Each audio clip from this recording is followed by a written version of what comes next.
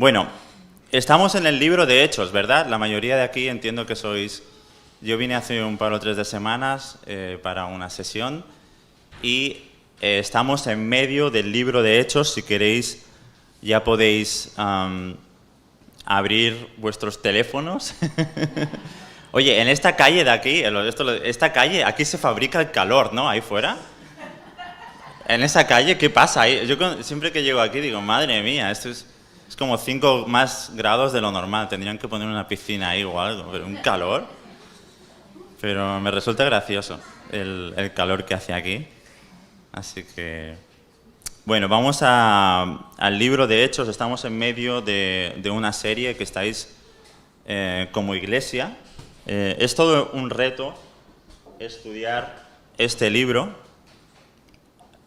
como todos los de la Biblia, pero esto tiene algunas características muy particulares que hacen de este libro un reto para la iglesia de hoy en día, ¿verdad? Porque tenemos la primera expresión de cómo era la vida de los creyentes después de que ha descendido el Espíritu Santo en Hechos 2, y vemos cómo se desarrolla el cristianismo de alguna manera por primera vez, aunque hay elementos del judaísmo, y vemos cuáles son las características principales de la iglesia, y nosotros como creyentes, 21 siglos después, queremos, ¿verdad?, rescatar esas cuestiones que son importantes para que nuestra vida esté en conexión con esas realidades del primer siglo de la iglesia. Obviamente hay un salto cultural, han pasado muchos años, es un escenario diferente, pero los principios que están ahí entendemos que son vienen de Dios, y que la iglesia de hoy en día, del siglo XXI, la iglesia en Santa Coloma, ha de ser nutrida precisamente por esas mismas características que encontramos en el libro de Hechos. Para mí, algunas cuestiones importantes. La semana pasada estuvisteis viendo Hechos 5, ¿verdad? Estoy bien informado, ¿eh? Hechos 5, ¿visteis la...? ¿O no? No estabas. Creo que el cuadrante estaba bien, no sé si fue Mechi la que estuvo compartiendo la palabra. ¿No? No fue ella, vale, pues entonces... Igualmente el texto sí que fue el de Hechos 5, donde básicamente la idea principal, o alguna de las ideas, es que si es de Dios este movimiento, va a seguir. Si no es de Dios, el movimiento de los cristianos primeros se va a destruir. Es una de las cuestiones que está en este libro y es paradigmático de todos los capítulos que hay en el libro de Hechos. Y lo que encontramos en Hechos, este movimiento que empieza en Pentecostés, es un movimiento real que viene de Dios, pues va a seguir. Si no fuera real este movimiento, se hubiera destruido y no estaríamos 21 siglos después todavía adorando y manteniendo este tema. Hoy nos toca Hechos 7, a partir del versículo 54 hasta el 8:4. Tenemos una historia bastante interesante. Imagínate que hay una película y que el personaje principal de la película va a ser presentado, ¿verdad? O como cuando conoces a una persona, ¿verdad? Que la primera impresión prácticamente es la que se te queda grabada en la mente. Pues aquí tenemos, está esa cuestión. Alguien muy importante para el desarrollo del cristianismo va a aparecer por primera vez en la Escritura, pero también alguien que se va a ir, que es Esteban, el que es considerado el primer mártir de la historia del cristianismo. Así que uno se va de una manera trágica y otro aparece, digamos, alguien importante para la historia del desarrollo del cristianismo, pero aparece ya con las manos manchadas de sangre, y esa es su carta de presentación. Y vamos a ver que Dios hace algo increíble, ¿verdad? No sé si tengo el PowerPoint aquí, Isaac, que tenía para compartir con vosotros. Le he puesto un pequeño título a este sermón, más o menos, y que me gustaría que se os quedara, ¿no? El Dios de las ironías, el Dios de las ironías. A veces acontecen cuestiones en la Escritura, también en nuestra vida, que de manera irónica o superficial parecen derrotas o parecen eventos que son negativos o desfavorables para nosotros si lo analizamos desde la perspectiva más lógica, ¿verdad? Como la muerte de alguien, como el martirio de alguien es algo pues que es una catástrofe, ¿no? Sin embargo, vemos que estas cuestiones en las manos, en la economía de Dios, es como que cambian radicalmente y se convierten en catalizadores del cristianismo, de tu vida espiritual. Por eso el Dios de las ironías. Lo trágico se convierte en algo bueno en las manos de Dios. Lo trágico se convierte, en muchas ocasiones vemos en la Escritura, en algo bueno en las manos de Dios. Él lo utiliza para bien. Entonces, siguiente diapositiva, por favor, no hay muchas diapositivas. Y tengo 3 puntos para compartir en esta mañana con vosotros, que espero que sean sencillos y refrescantes. Si puedes pasar. A continuación, aquí voy a compartir estas 3 cuestiones con vosotros, porque en esta mañana, como estamos tratando este texto, que Esteban realmente es el personaje principal de lo que ocurre en este evento. Sin embargo, el autor, que es Lucas, va a aprovechar para introducir al que va a ser el gran protagonista del resto del libro, que en este momento se conoce como Saulo y que es el apóstol Pablo, como bien sabéis. Durante la primera parte vamos a ver el martirio de Esteban y os voy a animar y a mí mismo a vivir en fidelidad, ¿verdad? A vivir en fidelidad. Vamos a responder al texto. Cuando vamos a la Biblia, lo que deseamos es responder al Señor de una manera práctica en nuestra vida, que tenga una incidencia en nuestro día de hoy. La segunda parte, este es Saulo, que va a perseguir a los cristianos.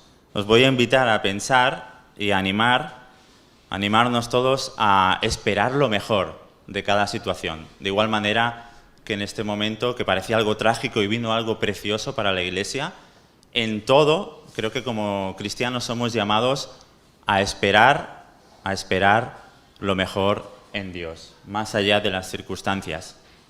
Y un fenómeno que ocurre es el tercer punto, que los cristianos se van a esparcir. Luego voy a mostrar un mapa también para que nos podamos, si a un caso, poder situar geográficamente, tener una idea de lo que está sucediendo. Vamos a ver que los cristianos se van a esparcir por el mundo antiguo, especialmente se van a ir hacia el norte, y vamos a decir nosotros, vamos a seguir compartiendo de Dios, ¿verdad? Pase lo que pase, estemos en la situación que estemos, vamos a seguir compartiendo de Dios. Una diapositiva más. Esto de aquí.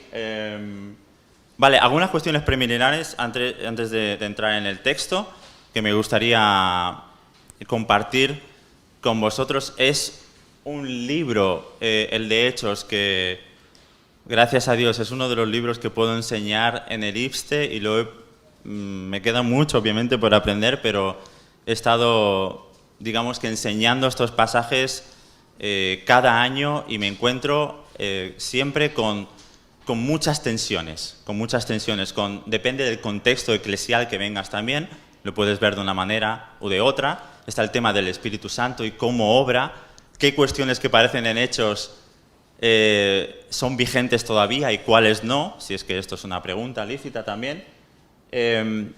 Una cuestión que, por ejemplo, esta semana, hablando con una persona que es creyente, me decía, me voy a ir a otra iglesia porque busco una expresión del Espíritu Santo más profunda. Me dio el enlace de la iglesia, lo miré por Instagram, y era una iglesia con una espiritualidad muy, muy emotiva, muy rimbombante, con muchos milagros, con señales, con cuestiones de ese tipo. Y muchos jóvenes y me encanta en parte, ¿no? Porque todos, ¿verdad que queremos, verdad que no te quieres perder nada de lo que Dios es y de lo que Dios está haciendo y de su esencia? No nos querríamos perder nada de esto.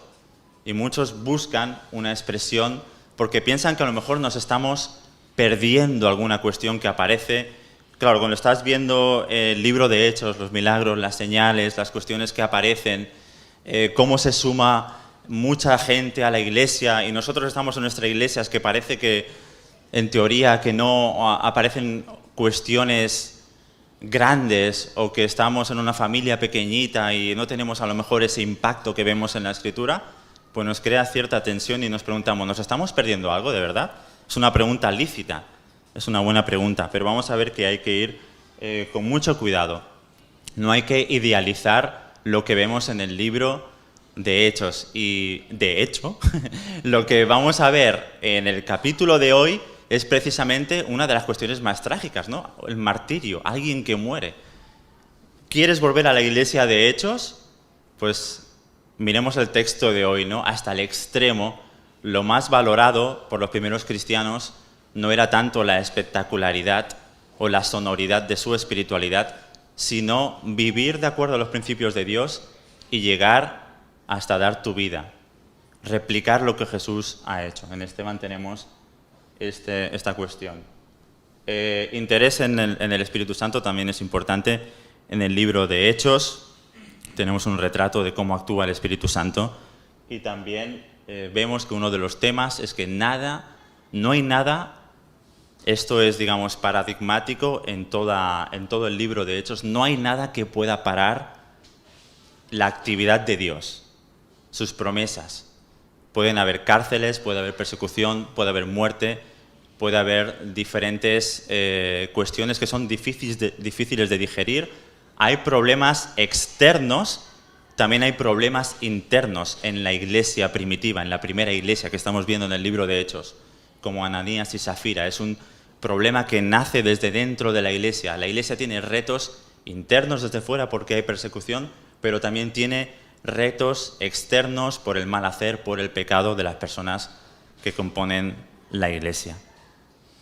Vale, vamos al texto, ahora sí, que os he dicho hace un rato de abrir, pero os quería dar algunas cuestiones. A partir del versículo 54 voy a estar leyendo de la Reina Valera. Dice así, Hechos 7, versículo 54.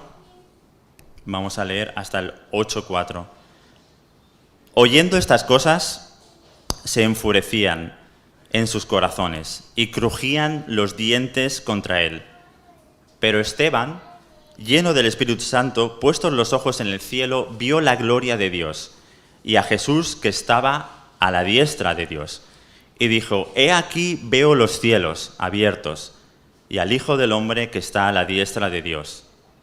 Entonces ellos, dando grandes voces, se taparon los oídos, arremetieron a una contra él y echándole fuera de la ciudad le apedrearon y los testigos pusieron sus ropas a los pies de un joven que se llamaba Saulo.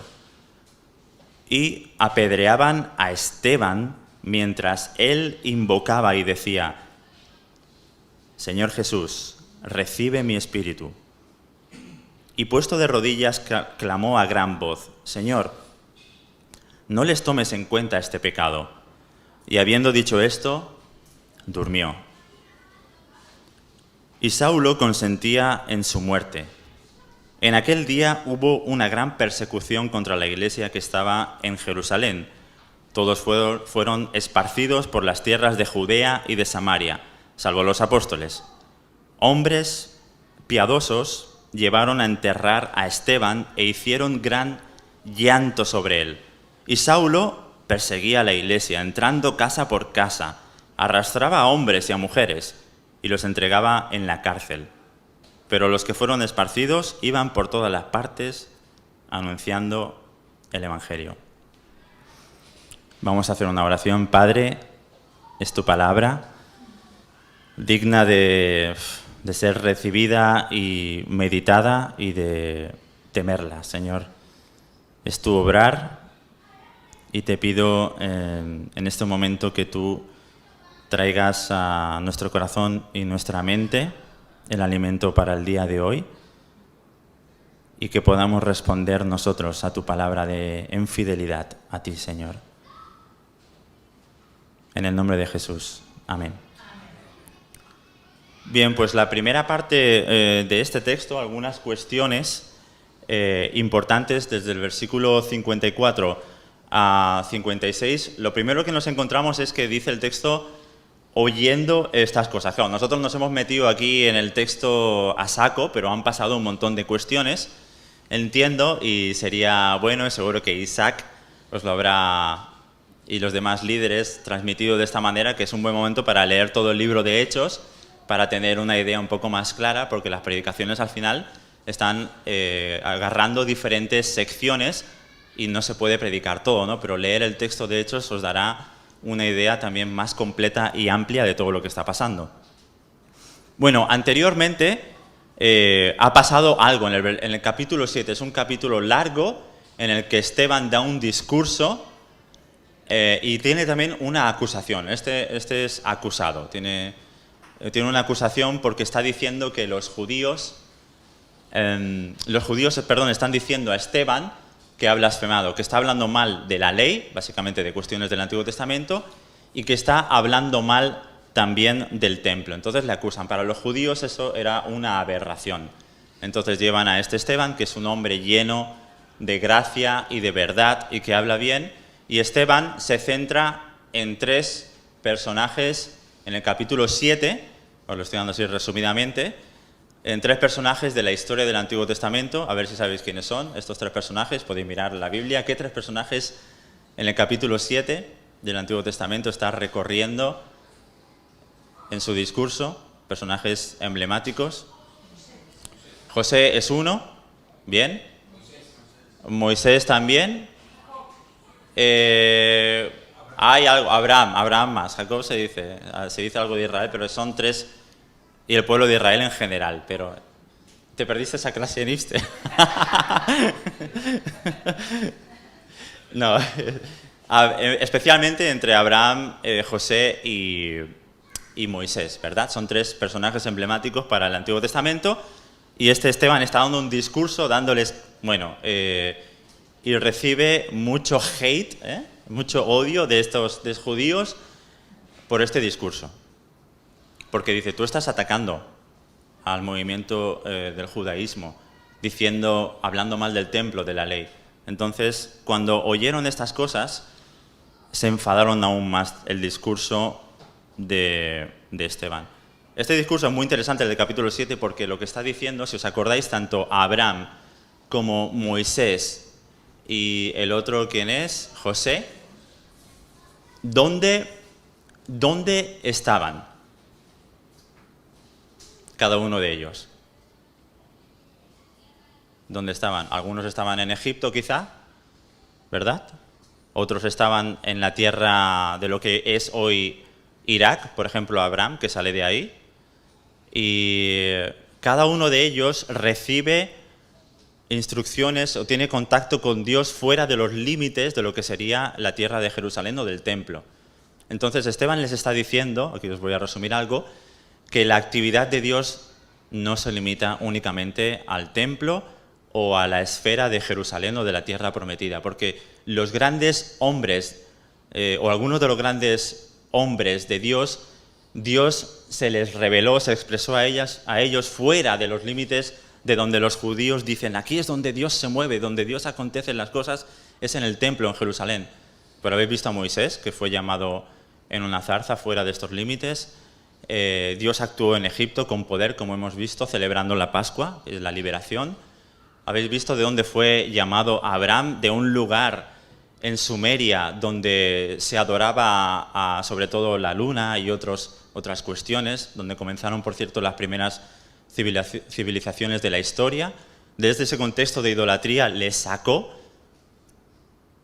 Y José igual también. El actuar de Dios fue fuera de los límites. Dios no está encapsulado geográficamente ni temporalmente en ningún lugar. Y para esto, para las personas que están recibiendo estas palabras, es toda una patada en el estómago. Por eso dice, oyendo estas cosas, se enfadaron en sus corazones y crujían los dientes. Pero Esteban, lleno del Espíritu, puestos los ojos en el cielo, versículo 55, vio la gloria de Dios y a Jesús. Aquí hay un detalle muy importante en este versículo, muy interesante, versículo 55. Los que tenemos la versión de Reina Valera quizá no vamos a poder ver lo que está ocurriendo aquí, pero es algo muy diferente a las imágenes que tenemos de Jesús, que normalmente se dice que está sentado a la diestra del Padre. Aquí, cuando dice Jesús estaba a la diestra de Dios, no se puede acabar de percibir en la traducción que tenemos. En otras traducciones seguramente que sí, pero sabemos por el original que lo que está diciendo en la visión que Esteban ve es que Jesús, que efectivamente está en su trono a la derecha del Padre, en este caso no está sentado como debería estar, de acuerdo a un salmo que es profético, que es el Salmo 110, salmo súper importante, sino que está de pie. Jesús está de pie y Esteban ve esta visión. Algo impresionante, ¿verdad? Se debate mucho qué significa que en este caso Jesús esté de pie, y lo que se comenta y que parece que tiene más sentido es que Jesús está listo y está viendo, testificando y va listo para recibir a Esteban una vez que vaya a morir. Es un detalle interesante. Además dice, veo los cielos abiertos y al Hijo del Hombre que está a la diestra de Dios. Entonces, ante esta cuestión ya veis como los judíos que estaban interrogando a Esteban acaban, ¿verdad? Le van a apedrear. Es un texto, como digo, el primer mártir de la historia del cristianismo. Vamos a pasar, entonces, pon el punto 1 para... por favor, Isaac, y vamos a pasar rápidamente al segundo. Parece que rápidamente no, pero en algún momento, porque lo que deseaba transmitiros, en esta mañana es que vale la pena vivir en fidelidad, hasta el extremo. Este es el primer punto que os deseaba comunicar. A través del martirio de Esteban, vale la pena, me invito a mí mismo a que vivamos, más allá de las circunstancias que pueden ser contradictorias y difíciles de digerir, pero que vivamos en fidelidad a Dios hasta el último momento, sea cual sea la situación. Vamos al segundo punto. Para los estudiosos del libro de Hechos, los grandes, como decimos, comentaristas, que son personas que se dedican a estudiar la Biblia de una manera más sistemática y los libros de la Biblia, este evento es súper importante porque es como un catalizador para el cristianismo. Hasta entonces hemos estado en Jerusalén, donde ha venido el Espíritu Santo. En el capítulo 2 tenemos el relato en Pentecostés, y además el libro de Hechos tiene su propio bosquejo en el capítulo 1 y 8, donde dice que cuando recibiréis el Espíritu Santo, cuando estéis en Jerusalén, va a descender sobre vosotros, que os dará poder para testificar primeramente en Jerusalén. Y por eso el texto, los primeros 6 capítulos están en Jerusalén, luego pues en Judea, Samaria, que es un poco la segunda porción del libro, y luego hasta el final de la tierra, que ya veremos que el apóstol Pablo se embarca en diferentes viajes para llegar a Roma, y también entendemos que la provincia de Hispania, que es la península ibérica en aquel entonces, que para la cosmovisión de ellos era los últimos lugares del mundo antiguo, y querían ofrecer el Evangelio a toda la humanidad desde su perspectiva. Hechos 1:8 tiene el bosquejo del libro. También otra cosa muy interesante en el libro de Hechos es que durante la primera parte el autor, que es Lucas, se enfoca sobre todo en la persona de Pedro. Si habéis estado viendo, hasta entonces la mayoría son discursos de Pedro, quizá juntamente con Juan, y todavía queda alguna cuestión más que Pedro va a salir con Cornelio, pero llega un momento que hay un cambio de Pedro, se pasa a Pablo, y el resto del libro, Lucas viaja, o parte del libro viaja con Pablo, ya me estoy liando, y el resto del libro sigue los viajes misioneros de Pablo hasta llegar a Roma, también a su proceso judicial. Entonces, segundo punto es Saulo persigue. Hemos dicho que pensar en términos de una película, ¿verdad? O cuando conocemos a alguien. La primera impresión que tenemos. Imagínate que el libro de Hechos fuera como una especie de película. ¿Alguien ha visto Oppenheimer, por ejemplo, aquí? ¿Sí? Yo fui, algunos se fueron antes de tiempo. ¿Te ha pasado? ¿Sí? Para unos fue muy larga porque quizás son 3 horas. Yo creo que se confundieron que querían ver Barbie o que no había entradas y que vieron que había que pensar mucho en la película porque hay muchos datos históricos. Sí, porque eran unos jóvenes, bueno, gente que salió antes, pero se hizo larga, son 3 horas, pero muy interesante. La recomiendo. Pero toda película, el libro de Hechos no es una película, pero es un relato literario que tiene coherencia desde el principio al final, es una historia.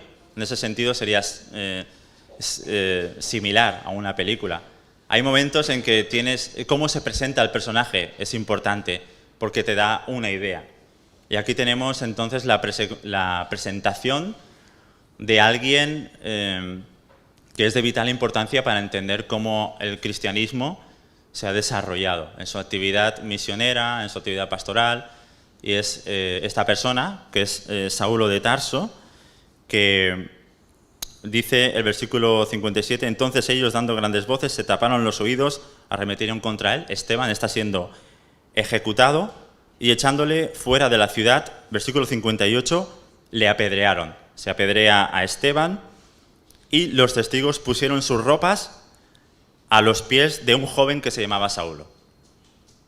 Entonces, Esteban ha sido ejecutado, apedreado por algunos judíos que estaban en contra de Esteban porque estaba hablando mal del templo, hablando mal de la ley.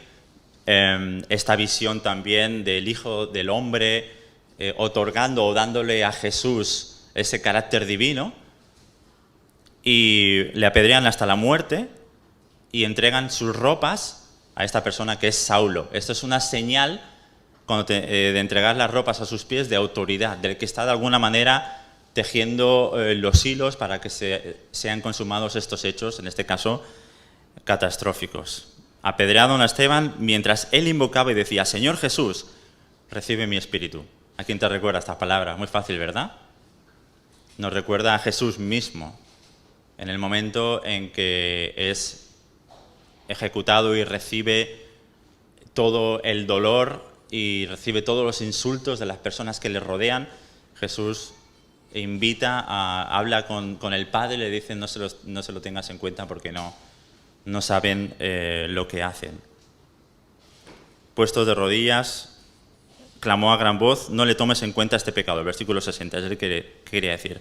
Y habiendo dicho esto, durmió, que es un eufemismo para decir pues que había fallecido mediante un apedreamiento.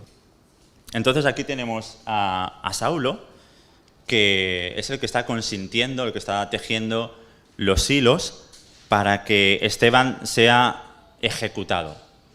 Ahora, no es el único evento que sabemos que este Saulo va a hacer, porque el texto va a seguir diciendo que va a ir persiguiendo a diferentes personas que son cristianos, los primeros cristianos, a hombres y mujeres, casa por casa, intentando erradicar y cortar este movimiento que es nuevo a sus ojos, que es el cristianismo, que nace en Pentecostés. Por lo tanto, vemos que yo os invito a pensar, y me gustaría animaros para de alguna manera trasladar lo que está aconteciendo aquí a nuestros días, que esperes lo mejor. Esperar lo mejor. A lo mejor suena un poco difícil, complicado de digerir, pero ante un evento, como digo, tan catastrófico que quería acabar con este movimiento, precisamente ocurre, irónicamente, todo lo contrario. Ha sido un catalizador de la Iglesia. Espera lo mejor en cualquier situación, más allá de las circunstancias, aunque sean complicadas de digerir, y creo que es lícito pasarlo mal porque somos humanos, tener preguntas, tener cuestiones, pero esperamos aún así lo mejor en Dios. Cuando le entregamos todo a Dios, pase lo que pase, ocurren cosas que pueden ser estupendas y maravillosas para nuestras vidas, porque vemos su bondad. Una de las cuestiones que me gustaría un poco hacer crítica de cuando como cristianos intentamos buscar en exceso lo emotivo o la emocionalidad en nuestra espiritualidad. O buscar que a lo mejor, ¿os acordáis de la persona que os he dicho que está buscando una expresión de iglesia con más señales, con milagros, con sanidades y cuestiones de este tipo? Porque parece que lo que está viviendo no es, a mí me da, no es suficiente, ¿no? Uno de los retos como cristianos es que este hombre, que es Jesús, que está colgado en un madero y desnudo, y que no hay nadie alrededor de él, es que creamos en este hombre que dice que ha resucitado, que va a resucitar. Cuando ese Jesús en la cruz es suficiente para nuestra vida, sin que recibamos ninguna otra cosa. Pero a mí me da la impresión, y yo me incluyo, ¿no? Como que si la cruz, como que si Jesús mismo y su presencia no fuera suficiente, como que si estuviéramos buscando algo más. Y esto es un peligro. De hecho, para los escritores de la Biblia, del Nuevo Testamento sobre todo, mantener esta tensión es parte de cómo se vive una espiritualidad real. Este hombre Saulo va a escribir mucho, va a ser el apóstol Pablo, va a escribir mucho acerca del sufrimiento, va a escribir mucho acerca de que lo que espera mejor no necesariamente acontece en esta vida, sino en la muerte. La muerte es la victoria y la liberación del pecado. Y mantener esta contradicción de que la vida tiene enfermedad, de que hay que convivir con ella, de que debemos convivir con el pecado, ¿verdad? Romanos 7, cosas que no quieres hacer, las haces, y al revés, ¿no? Esa contradicción del ser humano que todos vivimos y que nos deslizamos hasta territorios tenebrosos y oscuros que forman parte de nuestra vida. Y nos gustaría que no estuvieran, como no nos gustaría que estuvieran diferentes enfermedades o sufrimientos que tenemos. Pero eso forma parte de lo que Dios ha estipulado para este tiempo. Forma parte importante de lo que es la comprensión teológica de este hombre, de Pablo, de cómo él ve la espiritualidad, donde vivimos en esta tensión en la que esperamos y aguardamos que el Hijo venga y entonces sí nos recupere y restaure todas las cosas. Esto es importante porque nos mantendrá siempre los pies en el suelo de la realidad de este mundo, también para poder ser una iglesia real, natural y conectada al sufrimiento de la humanidad, y no una iglesia que está volando y espiritualizando toda su realidad. No va a conectar con el mundo sufriente. Tenía un mapa, voy a ir ya rápido para ir aterrizando el sermón. Se ve súper mal, pero bueno, no pasa nada, es mi culpa. ¿Se ve bien así? Soy yo que no llevo gafas, obviamente, por eso cuando veis estoy cada vez más ciego. Vale, genial. Solo para daros un poco... Todos, si tenéis una Biblia, pues al final también hay mapas. A mí me gusta mucho. Sueño con ir a esos sitios que de momento no he podido. No sé cuántos de vosotros habéis podido, pero lo digo para que tengáis una idea de a nivel geográfico dónde estamos. Si estamos ahí en Jerusalén, lo podéis ver. La actividad está siendo, de momento, también porque me gustaría daros preparando vuestro corazón para lo que va a venir en los siguientes sermones que vais a tener en las series de Hechos y sobre todo los viajes misioneros de Pablo, a lo largo y ancho los 3 viajes misioneros y el viaje a Roma, que algunos consideran que es el 4.º viaje misionero, porque de momento todo está en Jerusalén. Y Esteban es matado a través del apóstol de Saulo, el apóstol, aunque en este momento todavía en su vida no ha conocido a Cristo resucitado. Y allí... Buah, vaya nivelazo. A ver. Esto para señalar. Vale, eso es Jerusalén. Vale. Pues ahí es donde están... Todo lo que estamos viendo en Hechos de momento, en estos 6-7 primeros capítulos, acontecen aquí. Luego hay algunas excursiones para Samaria y Judea. Acordaos, Hechos 1.8 es como el código, el bosquejo de todo el libro. En Judea pues es la provincia, significa que Jerusalén no es el único sitio donde opera, donde se mueve Dios, hay más. Y Samaria, ya sabéis, como habréis visto, que tiene una connotación negativa de enemistad, pero el Evangelio es para todos, obviamente.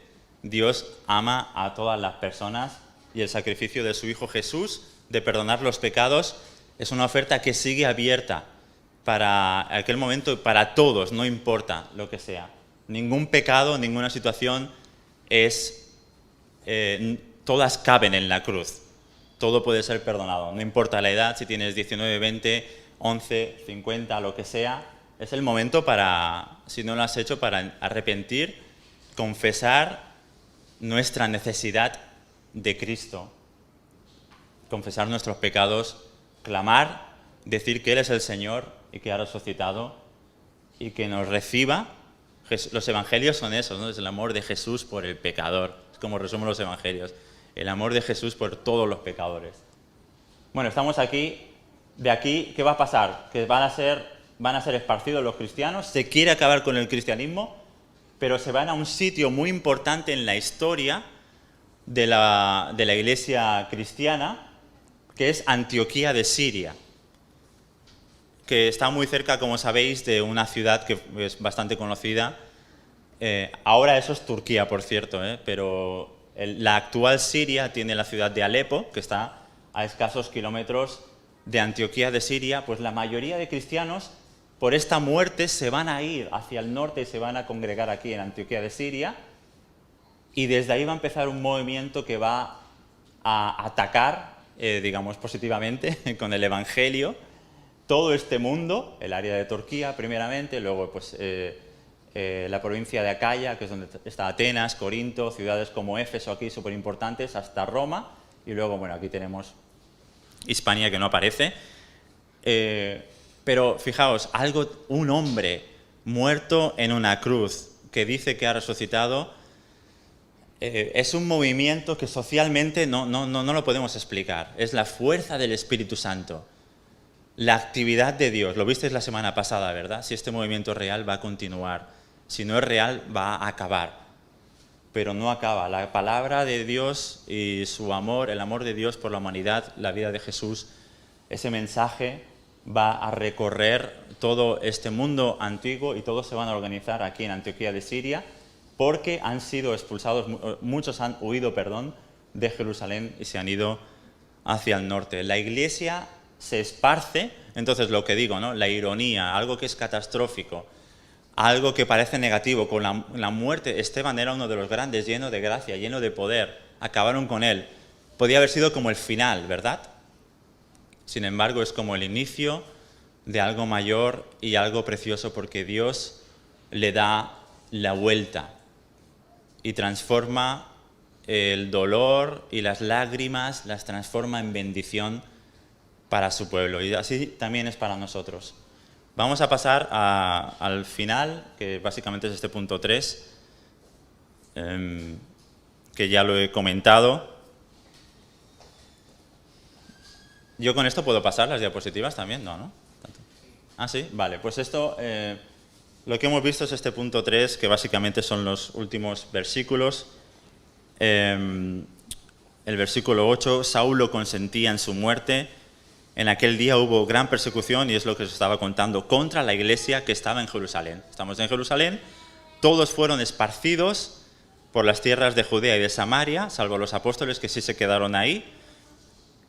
Hombres piadosos, nos dice el texto, llevaron a enterrar a Esteban e hicieron gran llanto sobre él. Fijaos también el realismo que encontramos en la Biblia, ¿no? En ningún momento hay espiritualización o no pasa nada, ¿no? No pasa nada. O sea, tiene que haber llanto, tiene que haber dolor, esto forma parte de nuestra vida, y a su vez Dios obra por medio y a través de estas cosas. Y Saulo asolaba a la iglesia. Qué carta de presentación, ¿no? Tiene las manos manchadas de sangre, entrando casa por casa, arrastraba a hombres y mujeres y les entregaba en la cárcel. Pero yo digo, sigamos compartiendo, ¿no? Fijaos el versículo 4, pero los que fueron esparcidos iban por todas partes anunciando el Evangelio. Dios sigue obrando y utiliza cuestiones que pueden ser difíciles de digerir para darle la vuelta y construir una bendición para su iglesia y también para nuestras vidas. más allá de las contradicciones, del dolor que podamos llegar a sufrir o a abarcar, sigamos, y os animo a compartir siempre acerca de Dios. Vivamos, seamos fieles a Él, mantengámonos en fidelidad y sigamos también, como digo, compartiendo el amor de Dios a las personas. Para acabar, Salmo 73, tengo 2 textos y con esto finalizaré, porque quería remarcar lo que había dicho y dejarte este reto que yo honestamente me lo hago también, porque pareciera, el Salmo 73 nos está diciendo que aquellos que no siguen a Dios parece que como que florecen, ¿verdad? Y eso produce desaliento. A lo mejor tú estás intentando hacer lo mejor en tus posibilidades y es posible que no veas resultados, ¿no? Y eso puede ser frustrante. Pero el Salmo 73, el último versículo, que no lo vamos a leer todo, pero habla de esta cuestión que os digo, que los malos parece que están floreciendo y que les va bien, y en cambio aquellos que están haciendo la justicia de Dios son los que parece que estuvieran sufriendo más, y eso puede traer desaliento. Dice el versículo 28, y este es el reto que tengo también, en base a lo que hemos visto a Esteban: si su presencia es suficiente, dice, pero en cuanto a mí, el acercarme a Dios es el bien. He puesto en Jehová el Señor mi esperanza para contar todas tus obras. Este hombre, que hace 2000 años quedó totalmente desnudo y desamparado, y que hubo un momento en que nadie le siguió, tal y como nos dice el Evangelio de Marcos, hubo un momento en que todo el mundo desapareció y nadie le seguía. Ese hombre colgado en la cruz, desnudo, que dice que ha tenido un mensaje que va a resucitar, ¿es suficiente para ti? ¿Es suficiente para mí? ¿O necesitas algo más? ¿La presencia de Dios es suficiente para el día de hoy? ¿O necesitas algo más? Y Juan 16, 20, 24, porque es el triunfo de la ironía. Juan 16, de igual manera que lo de Esteban fue irónico, que un evento tan catastrófico acabara siendo catapultador de la Iglesia y de la actividad de Dios en la tierra. Hubo un momento también que nuestro Señor, que si lo hubiéramos vivido como discípulos, seguramente pues todos hubiéramos estado desconcertados, ¿verdad? Si nos ponemos en la piel de aquellos que estuvieron con Jesús. De cierto, dice el versículo 16 de Juan, el versículo 20 hasta el 24, de cierto os digo que vosotros lloraréis y lamentaréis, y el mundo se alegrará. Pero aunque vosotros estéis tristes, vuestra tristeza se convertirá en gozo. La mujer cuando da a luz tiene dolor porque ha llegado su hora, pero después que ha dado a luz un niño ya no se acuerda de la angustia por el gozo de que haya nacido un hombre en el mundo. También vosotros ahora tenéis tristeza, pero os volveré a ver y se gozará vuestro corazón. Y nadie os quitará vuestro gozo. En aquel día no me preguntaréis nada. De cierto os digo, que todo cuanto pidiereis al Padre en mi nombre, Él os lo dará. Hasta ahora nada habéis pedido en mi nombre. Pedid y recibiréis, para que vuestro gozo sea cumplido. Padre, gracias por tu palabra, gracias por esta iglesia preciosa de Santa Coloma, una expresión de tu amor aquí para este pueblo. Gracias por Isaac y Daniela, que se han embarcado en este proyecto. Qué valientes, Padre. Te pido una bendición para ellos a medida que pastorean y que de alguna manera intentan crear una cultura y una dinámica de una iglesia que vive en fidelidad, de una iglesia que sigue esperando lo mejor y que también sigue comunicando el amor de tu Hijo para todas las personas. Pedimos tu bendición para nuestras vidas, para que en medio de las contradicciones y del dolor podamos ver cómo tú transformas todo esto en bendición. Y aunque no lo veamos siempre, sabemos que este mundo al final no nos va a dar nada, sino eres tú y tu presencia suficiente. Y quien tú eres es suficiente para nosotros, Padre. Que esto sea una realidad en nuestra vida. En el nombre de Jesús. Amén. Gracias por escucharme, una bendición estar y compartir con vosotros.